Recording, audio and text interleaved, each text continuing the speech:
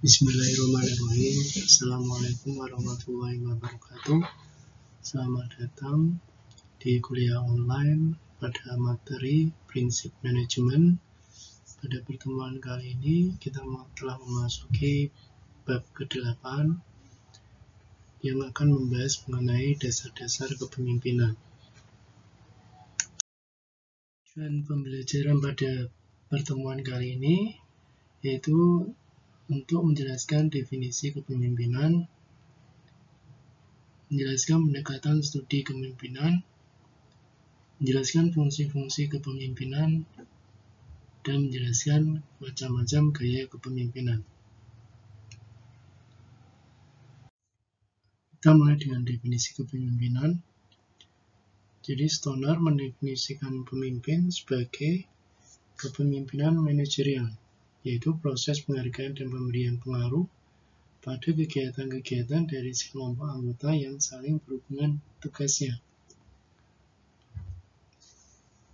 Kemudian, menurut John D. Pfiffner dan Robert Brestus, kepemimpinan adalah seni mengkoordinasikan dan memahami. Jadi kalau yang pertama berhubungan dengan proses manajerial, dan yang kedua berhubungan dengan seni mengkoordinasi dan memahami. Nah, dari kedua pengertian tersebut bisa diambil kesimpulan bahwa kepemimpinan ini merupakan proses koordinasi pada orang-orang yang ada dalam suatu organisasi agar mereka dapat saling bekerja sama untuk mencapai tujuan yang telah ditetapkan oleh organisasi. Dalam mempelajari kepemimpinan atau studi kepemimpinan, ada beberapa pendekatan yang dipakai. Yang pertama yaitu pendekatan kesifatan. Jadi pendekatan ini memandang kepemimpinan sebagai kombinasi sifat yang tampak. Jadi seseorang yang dari sifatnya terlihat adanya jiwa kepemimpinan, maka dia bisa dapat dianggap sebagai calon pemimpin yang layak. Kemudian yang kedua yaitu pendekatan perilaku, lebih kurang sama dengan yang pertama, yaitu mengidentifikasi perilaku atau behavior pribadi yang berhubungan dengan kepemimpinan yang efektif. Jadi ada mengevaluasi perilaku-perilaku seseorang yang ada hubungannya dengan kepemimpinan yang efektif. Dari kedua pendekatan ini mempunyai anggapan bahwa seorang individu yang memiliki sifat tertentu atau perilaku tertentu akan muncul sebagai pemimpin dalam situasi kelompok apapun, dimanapun dia berada. Jadi ketika kita melihat seseorang dalam suatu organisasi atau perusahaan mempunyai sifat-sifat atau perilaku-perilaku yang mendukung untuk dapat dijadikan seorang pemimpin, maka bisa dipastikan orang itu dapat diangkat menjadi pemimpin dalam kelompok tertentu dimanapun dia berada. Yang ketiga, pendekatan situasional. Jadi pandangan ini menganggap ada beberapa kondisi yang bervariasi yang menentukan efektivitas kepemimpinan, keterampilan, dan pengharapan bawahan, lingkungan organisasi, pengalaman masa lalu, pemimpin dan bawahan, lingkungan organisasi, dan sebagainya. Jadi ada beberapa situasi-situasi yang memungkinkan seseorang yang walaupun dia tidak memiliki sifat-sifat atau perilaku yang mendukung dia untuk menjadi pemimpin, tapi karena keadaan atau situasi menganggap dia bisa dijadikan pemimpin. Itulah pendekatan situasional. Nah, fungsi kepemimpinan ini ada beberapa yang harus dapat kita pahami. Yang pertama yaitu fungsi perencanaan. Nah, seorang pemimpin perlu membuat perencanaan bagi organisasi agar membantu tercapainya tujuan organisasi. Kenapa perlu adanya perencanaan? Karena perencanaan ini mempunyai beberapa manfaat. Di antaranya, perencanaan merupakan hasil pemikiran dan analisa situasi dalam pekerjaan untuk memutuskan apa yang akan dihasilkan. Kemudian, perencanaan ini berarti pemikiran jauh ke depan, disertai keputusan berdasar fakta yang diketahui. Yang ketiga, perencanaan berarti proyeksi ke situasi pekerjaan yang akan dilakukan dan tujuan atau target yang akan dicapai. Jadi, pada intinya, perencanaan ini harus dapat dikuasai oleh seorang pemimpin. Bagaimana pemimpin bisa melakukan perencanaan dengan matang, karena ini berhubungan dengan proyeksi atau rencana masa depan agar tujuan atau target yang telah ditetapkan oleh perusahaan atau organisasi bisa dicapai. Nah, perencanaan ini meliputi dua hal. Perencanaan tidak tertulis ini hubungannya dengan jangka pendek yang digunakan pada saat-saat darurat. Kemudian perencanaan tertulis untuk menentukan kegiatan yang jangka panjang.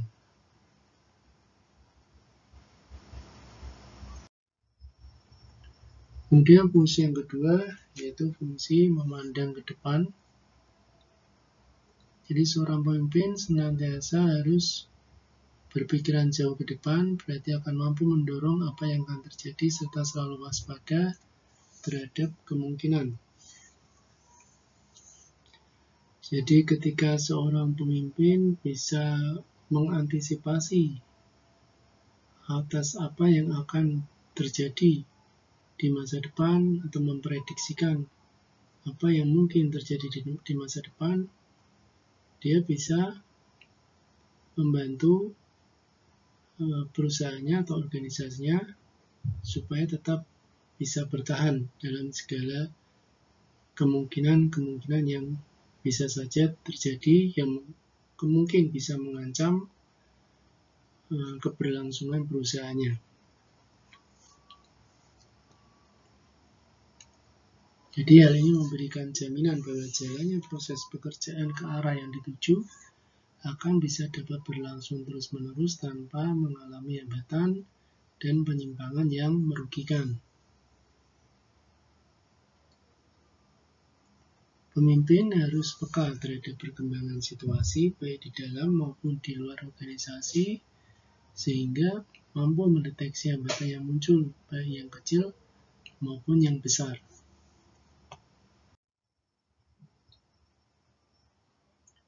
Fungsi yang ketiga yaitu fungsi pengembangan loyalitas.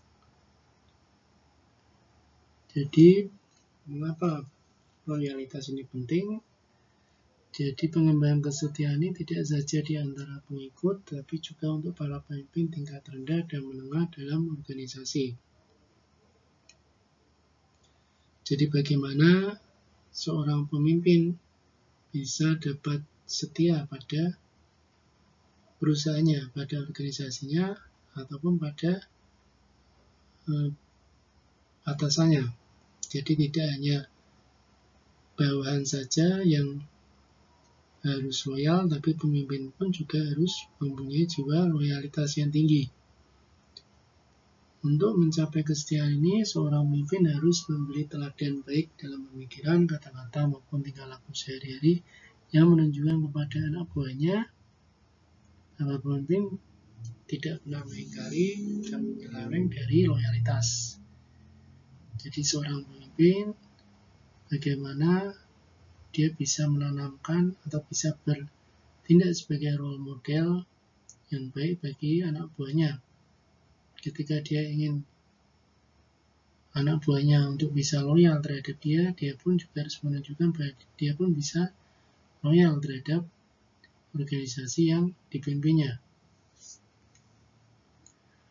fungsi pengawasan merupakan fungsi pemimpin untuk senantiasa meneliti kemampuan pelaksanaan rencana. Dengan adanya pengawasan, maka hambatan dapat segera ditemukan untuk bisa dipecahkan sehingga semua kegiatan kembali berlangsung menurut rencana. Jadi pengawasan ini sangat penting bagi pemimpin, jadi dia harus bisa selalu memonitor, mengawasi apakah pelaksanaan rencana sudah sesuai dengan jalur yang telah ditetapkan, sesuai dengan agenda yang telah ditentukan, sehingga apabila terjadi kesalahan sedikit, maka pemimpin harus dapat bisa segera mengembalikan ke jalurnya atau ke relnya supaya tidak terlalu jauh melenceng dari yang telah direncanakan.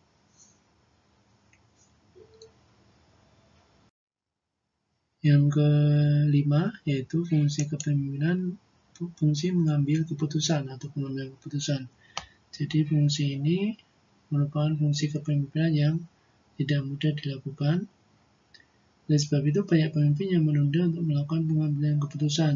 Jadi metode pengambilan keputusan bisa dilakukan secara individu oleh pemimpin itu sendiri ataupun melalui kelompok tim atau panitia, dewan, komisi, referendum, atau mengajukan usul tertulis dan lain sebagainya. Yang keenam itu fungsi memberikan motivasi. Jadi seorang pemimpin pastilah harus bisa memberikan motivasi kepada anak buahnya. Jadi pemimpin harus bisa memberi motivasi, memberi semangat, membesarkan hati, mempengaruhi anak buahnya agar terus termotivasi untuk bekerja dan menunjukkan prestasi yang baik terhadap organisasi yang dipimpinnya.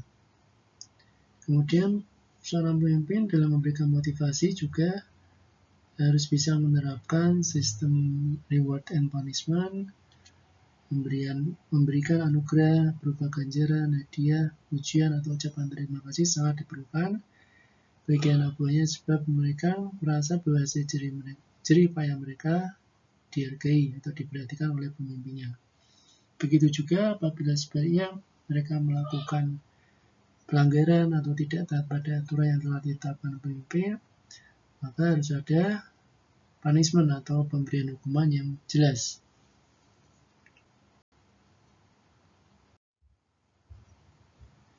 Nah, hal-hal yang perlu diperhatikan agar kepemimpinan dapat berperan dengan baik, yaitu dasar utama efektivitas kepemimpinan ini bukan pengangkatan atau penunjukan, melainkan penerimaan orang lain terhadap kepemimpinan yang bersangkutan. Jika kepemimpinan seseorang tidak dapat diterima oleh bawahannya, maka seorang pemimpin itu akan merasa kesulitan karena anak buahnya sendiri tidak mendukung atau tidak menerima dia menjadi pemimpin. Jadi dia akan sulit karena tidak punya dukungan. Sebaliknya, apabila dia banyak didukung oleh orang-orang di sekelilingnya atau bawahnya atau lingkungannya, maka dia akan bisa menjalankan tugasnya sebagai pemimpin dengan baik. Kemudian yang kedua, efektivitas kepemimpinan tercermin dari kemampuan untuk tumbuh dan berkembang. Jadi seorang pemimpin pasti akan terus mengalami proses yang namanya tumbuh dan berkembang karena melalui pengalaman-pengalaman dalam memimpin organisasi, pastilah dia menemui banyak masalah-masalah yang mau tidak mau dia akan berusaha untuk mencari solusi-solusi terbaik. Nah, solusi-solusi yang dia temukan, yang dia kembangkan, otomatis melatih kemampuannya untuk berkembang menjadi seorang pemimpin yang efektif. Kemudian yang ketiga, efektivitas kepemimpinan menuntut kemahiran untuk membaca situasi. Seorang pemimpin yang baik, yang efektif, dan cerdas harus bisa membaca situasi yang dialaminya, baik situasi yang terutama yang berhubungan dengan jalannya suatu perusahaan atau organisasi, situasi-situasi yang ada mengenai lingkungan di mana dia bekerja atau lingkungan di mana anak buahnya bekerja, mungkin ada masalah-masalah yang terjadi, dia harus pandai membaca situasi tersebut. Yang keempat, perilaku seseorang tidak terbentuk begitu saja, melainkan melalui pertumbuhan dan perkembangan. Jadi seorang pemimpin, walaupun sejak awal dia tidak memiliki sifat atau perilaku seorang pemimpin, tapi hal tersebut dapat dilatih melalui proses di mana dia berada, proses di dalam perusahaan dia bekerja. Ketika dia melalui proses-proses tersebut, dia bisa tumbuh dan berkembang untuk menjadi pemimpin yang efektif. Jadi kehidupan organisasi yang dinamis dan serasi dapat tercipta bila setiap anggota mau menyesuaikan cara berpikir dan bertindaknya untuk mencapai tujuan organisasi atau perusahaan. Jadi dalam lingkungan organisasi atau perusahaan memang sangat penting untuk bisa menjaga keharmonisan bekerja baik antar anggota, antar pemimpin, saling menyesuaikan cara berpikir dan bertindak sehingga tujuan organisasi bisa tercapai. Gaya kepemimpinan apa saja yang perlu kita ketahui? Jadi yang pertama itu gaya autokratis. Jadi kepemimpinan ini menggunakan metode pendekatan kekuasaan dalam mencapai keputusan. Jadi memusatkan kekuasaan dan mengambil keputusan bagi dirinya sendiri. Jadi proses pengambilan keputusan langsung diambil seorang diri, tidak melibatkan yang lain, tidak melalui proses brainstorming atau sumber saran. Jadi kepemimpinan ini sifatnya memang negatif yang berdasarkan atas ancaman dan hukuman. Jadi biasanya lingkungan pekerjaan yang gaya kepemimpinan yang menggunakan gaya autokratis ini sifatnya kurang kondusif. Para pekerjanya atau karyawannya merasa tidak nyaman karena harus selalu patuh, jadi diliputi rasa ketakutan karena bisa saja dia melakukan kesalahan sedikit saja akan dipecat. Nilai positifnya hanya proses pengambilan keputusan yang cepat karena tidak melibatkan yang lain. Jadi proses pengambilan keputusannya langsung dilakukan seorang diri oleh pemimpin tersebut. Yang gaya kedua itu partisipasif. Jadi lebih banyak mendelegasikan wewenang, ya, mendesentralisasikan wewenang, membagikan wewenang yang dimilikinya sehingga keputusan yang diambil tidak bersifat sepihak. Jadi semua merasa terlibat karena semua merasa diharapkan partisipasinya untuk bisa menyumbangkan sarannya atas proses pengambilan keputusan yang dilakukan.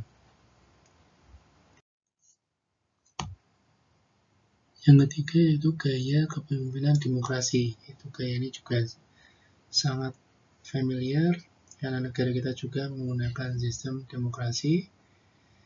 Jadi struktur yang menggunakan pendekatan pengambilan keputusan yang kooperatif. Pemimpin demokratis ini cenderung bermoral tinggi, dapat mampu bekerja sama dengan baik, mengutamakan mutu kerja dan dapat mengarahkan diri sendiri. Jadi rata-rata perusahaan saat sekarang ini biasanya banyak menggunakan sistem ini, sistem demokrasi. Kemudian yang keempat yaitu kendali bebas. Di sini pemimpin memberikan kekuasaan penuh terhadap bawahan, seluruh organisasinya bersifat tunggal dan pemimpinnya bersifat pasif. Jadi di sini pemimpin malah tidak bersifat seperti pemimpin karena dia malah memberikan kekuasaan kepada bawahannya. Pemimpin menghindari kuasa dan tanggung jawab. Dia terkesan cuci tangan terhadap masalah yang dihadapi perusahaannya dan melempar atau bergantung pada bawahannya. Nah, itu tadi gaya kepemimpinan yang perlu kita ketahui. Ada plus dan minusnya. Jadi apabila ingin mendirikan perusahaan atau organisasi, sebaiknya dihindari gaya-gaya kepemimpinan yang membuat perusahaan tidak dapat berjalan dengan baik. Ya, sekian penjelasan saya untuk materi mengenai dasar-dasar kepemimpinan. Semoga dapat memberikan manfaat. Saya mohon maaf apabila dalam menyampaikan materi ada kesalahan. Terima kasih. Wassalamualaikum warahmatullahi wabarakatuh.